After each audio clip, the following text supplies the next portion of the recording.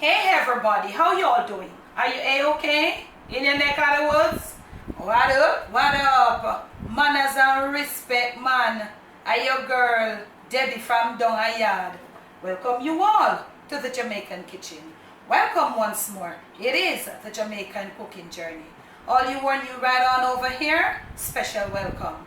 Those of you who are there with me from the beginning of the journey and you're still here, manners and respect. Now today's video is like this. I'm going to be doing a video, but this video will be done in two parts. I'm going to be doing a barbecue flavored dry rub chicken. Barbecue flavored dry rub chicken. I'm going to be doing it in the oven. Okay?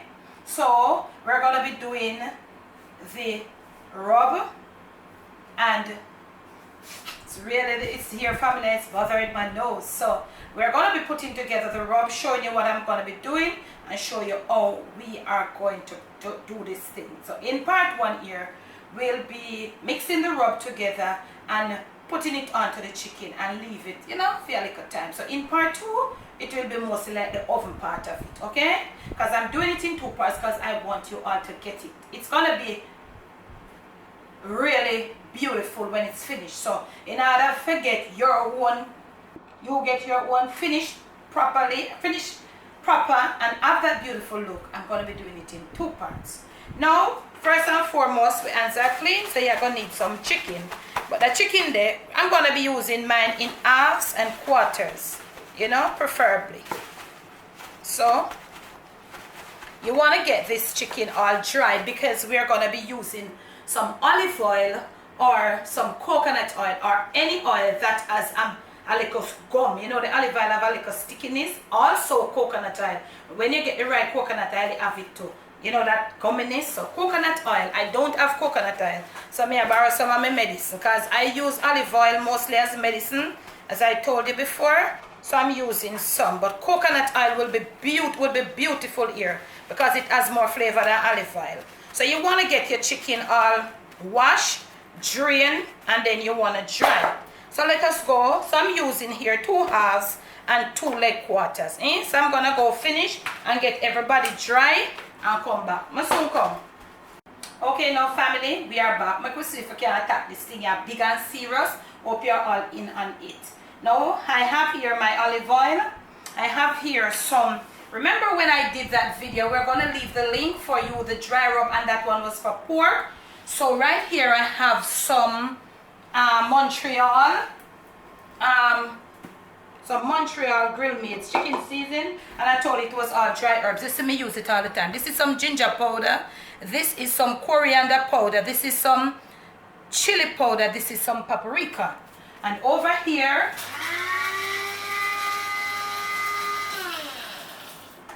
I do have some garlic flakes and some red chili flakes. That is what I have in there to give it that little the crust. Let me just shake it up a bit. Garlic flakes. You could use garlic powder if you don't have garlic flakes. So this is what our rub entails. I have my salt on the outside here. You could incorporate your salt, but I prefer to do my salt in different, So the first thing I'm going to do, I'm going to pour some olive oil all over this chicken.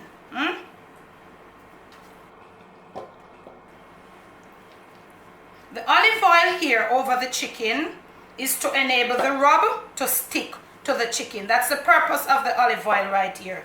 So you want to use the olive oil or the coconut oil. That's the purpose of the olive oil. So you're not gonna use the vegetable because them not have that, the stamina in them for that, Hey, so let's get our thing going on. So I have my olive oil and I'm gonna be using my hands, not my bare hands though, because this thing has a lot of seasoning. But you can use your gloves or you can use your bare hands. It doesn't matter, So this is what the olive oil looks like. So you massage your olive oil right over, skin on.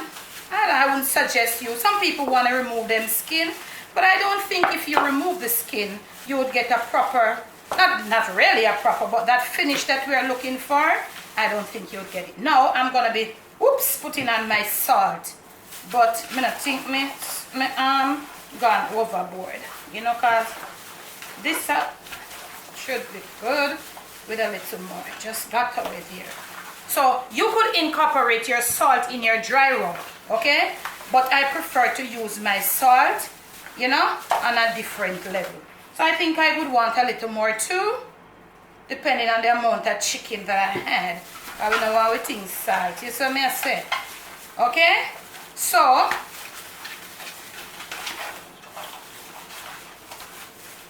this is it. This is what it looks like with the oil and the salt, the olive oil and the salt. Now you want to mix your rub, incorporate your rub. We're looking for a nice color, and right here it looks like we definitely would need some more paprika, because we want a pretty color to this thing, you know.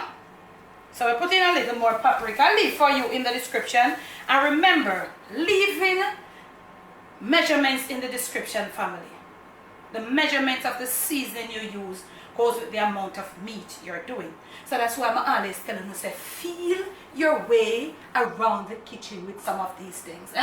Because suppose you decide, say, I put a 50 pound of all you do. It would be left up to you to know how to do that. So this is what our rub looks like.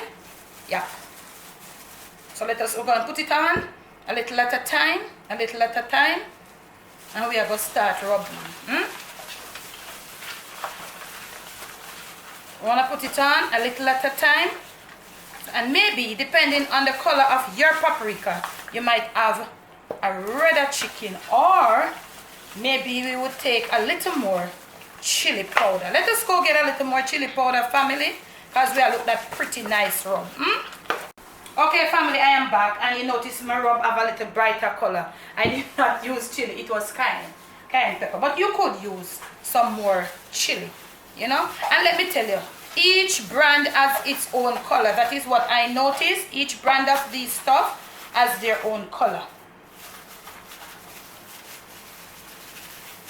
So this is what we have, and if you look, you will see how the oil is dealing with the chicken. So we have the rub, and we have put on the rub, putting on the rub.